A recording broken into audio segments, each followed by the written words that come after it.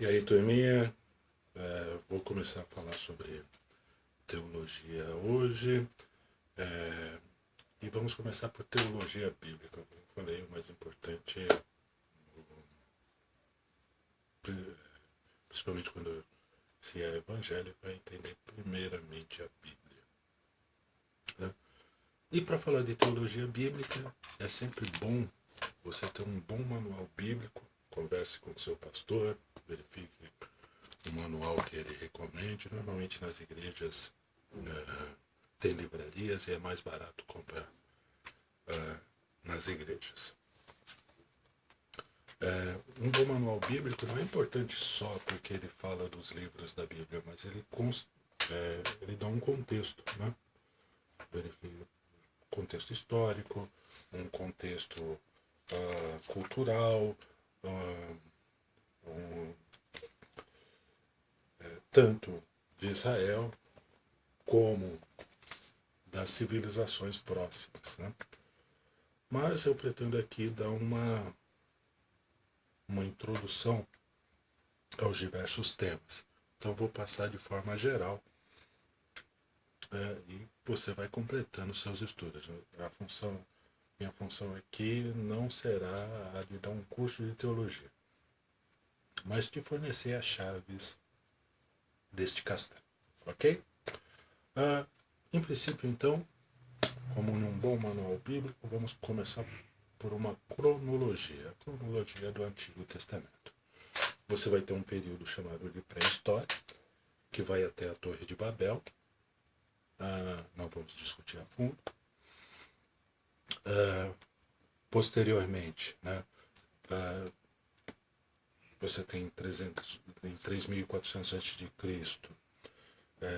O primeiro sistema de escrita desenvolvido pelos sumérios. E a partir daí, né, da escrita, você tem registros. E história quer dizer registros. Né? E é a interpretação desses registros que levam à história. Né? Esse período, vamos analisar um período de 3.400 até 2.200 a.C. Você então tem os sumérios, a construção das pirâmides no Egito, você tem as primeiras cidades sendo desenvolvidas na China, você tem o Império Acádio, o uso do metal no Peru, e a população mundial estimada em torno de 28 milhões. Para você ter uma ideia, São Paulo hoje tem 40 milhões de pessoas. E naquela época, 2.200 a.C., quase isso de população mundial.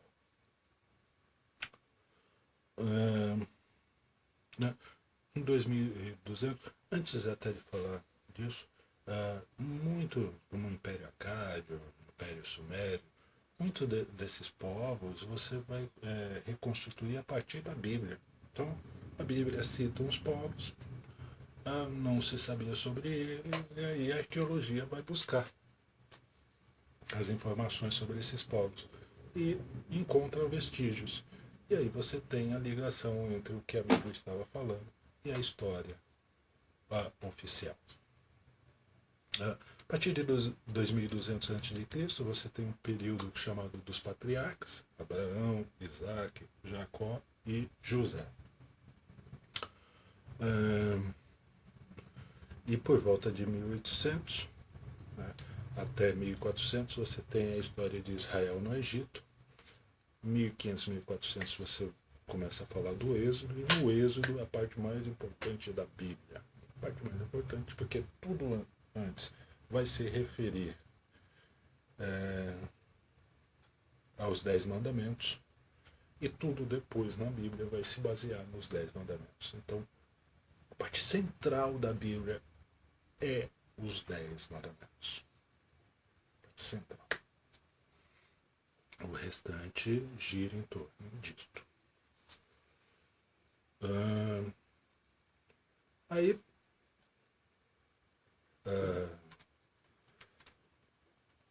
após o êxodo se dá ali por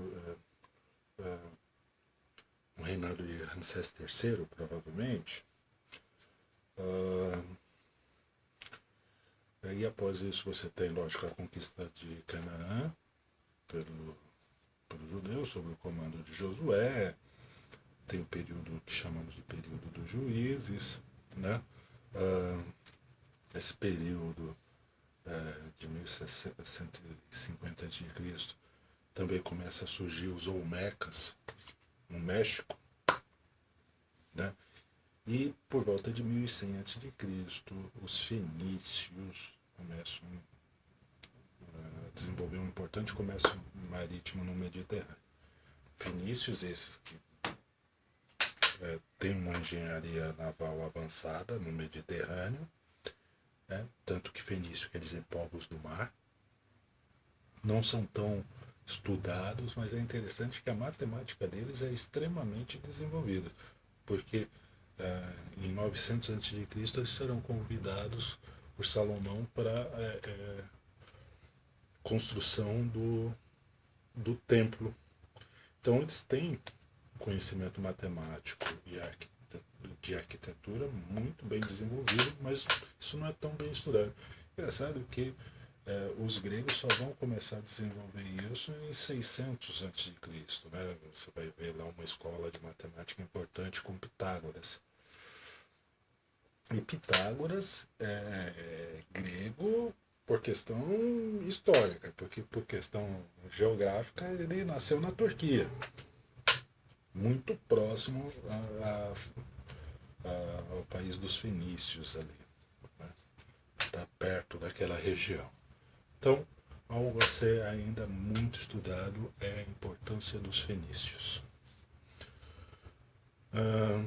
Bom, após 1100, você tem o início do Reino Unido de Israel, né? Que vai de Saul, Davi até Salomão. Em 950, ali, 930 a.C., começa o reino dividido de Israel, que é dividido entre Israel e Judá, né? Nesse período também é o início dos faraós negros, né? O domínio dos núbios sobre o Egito.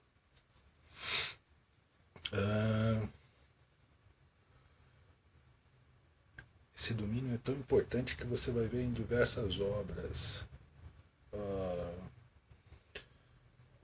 de Shakespeare, né? Os negros sempre sendo chamados de núbios, núbios, núbios, é essa a referência.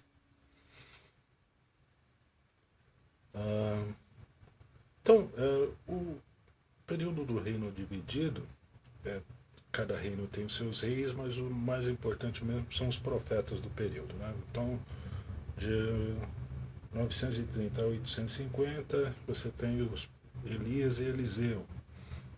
Né? Interessante, 850, na Grécia, Homero, pelo menos é atribuído a ele, estará finalizando a Odisseia e a Ilíada, né? Para vocês se localizar mais ou menos. 850. Depois nós vamos ter um período até 800 a.C. com o profeta Joel. Nesse período, Cartago é fundada pelos fenícios, né? Então os fenícios foram de uma ponta a outra, né? Cartago é na África, bem no Atlântico já. Após esse período, até mais ou menos 750 a.C., você vai ter os profetas Isaías, Jonas, Amós e Oséias, né? Em 750 também a fundação de Roma, né? Aquela fundação lendária, né? De Roma. Após esse período você vai ter os profetas Miqueias e Joel, né? E a queda do reino do norte, Israel, só restando o reino do sul, Judá. Nesse período, os profetas de Judá serão Obadias, Jeremias, Naum, Sofonias, e também teremos Daniel, Ezequiel e Abacuque, né, até por volta de 600 a.C. 600 a.C., data importante. Né? Aí há uma condensação de 600 a.C. até o nascimento de Cristo, acontecerão várias coisas. Em 600 a.C., Zoroastro começa a constituir sua religião, e que no tempo de Cristo, ali, por volta do nascimento de Cristo, será muito influente em Roma, o zoroastrismo. Né? A religião do Sol Invicto, a adoração ao touro, tudo isso vem do zoroastrismo e você vai encontrar em Roma, muito posterior, inclusive, à morte de Cristo. Será uma religião comum entre os romanos. Bom, estamos em 600 a.C. e, além de Zoroastro, nós temos na Grécia Solon, reformando as leis atenienses. Na Babilônia, Nabucodonosor. Na Grécia, finalmente, Pitágoras.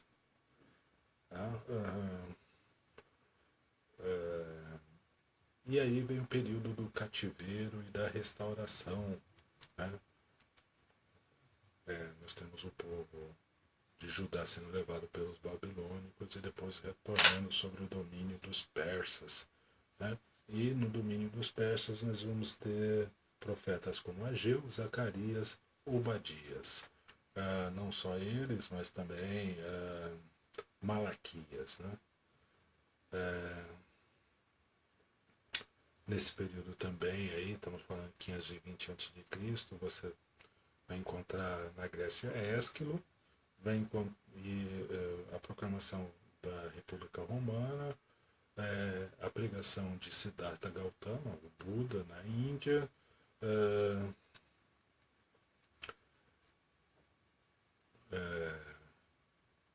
a democracia entre os atenienses é de 508 a.C., Heráclito dando início à filosofia grega, pensamento de Confúcio se propagando pela China, a expansão do Império Romano, Péricles começa a governar Atenas, e nesse período aí, 450 a.C., também você tem a reconstrução das muralhas de Jerusalém.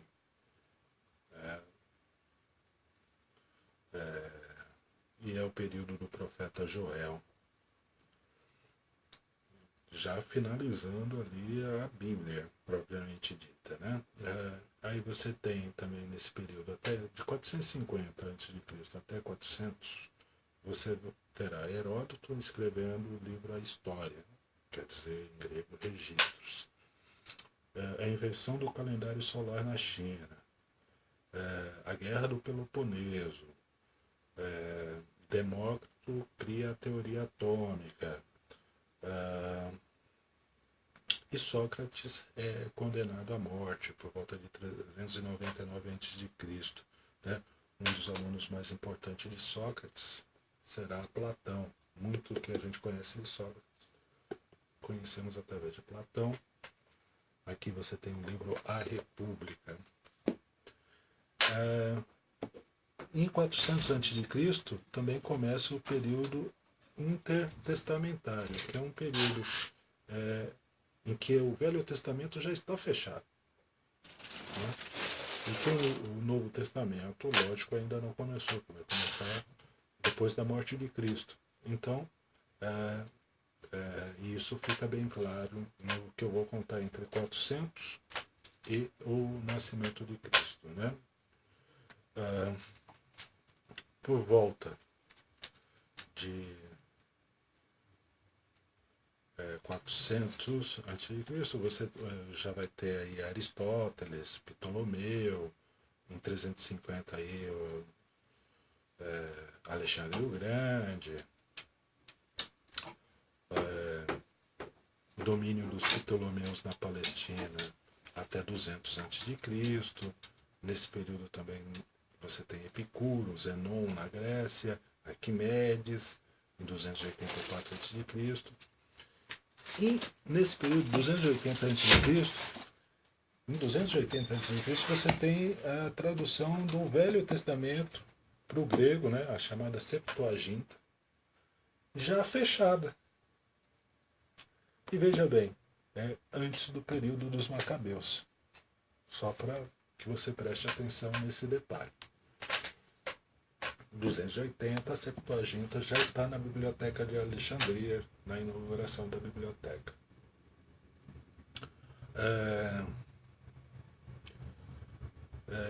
Em 280 também surge a cultura maia na Guatemala. Você tem as guerras púnicas ali por 260. E em 210 a.C. a construção da muralha da China. Em 200 a.C. começa o domínio seleucida na Palestina. E aí você tem a Revolução dos Macabeus. Então você vê que os Macabeus é bem depois do fechamento do Velho Testamento. Só para você ter uma ideia. E aí vem um período rico,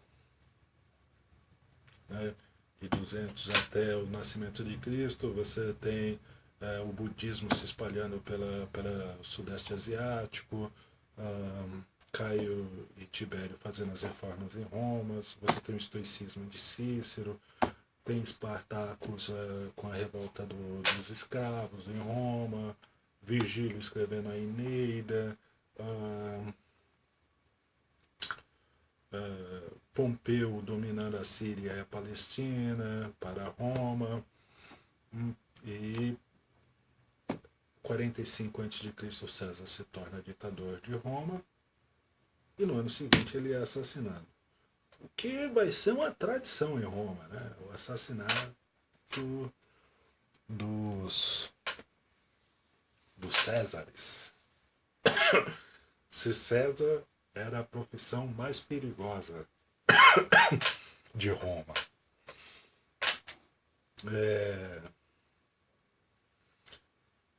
No período até 4 a.C. você tem Herodes o Grande e a reconstrução do templo, né, por Herodes. Também a construção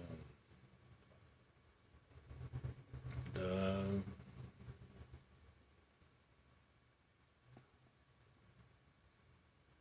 não vou me lembrar agora. Mas em 31 a.C. você tem Antônio Cleópatra se suicidando, tem Otaviano se tornando governador de Roma, e ele depois aceita o título de Augusto, né? Praticamente um deus vivo.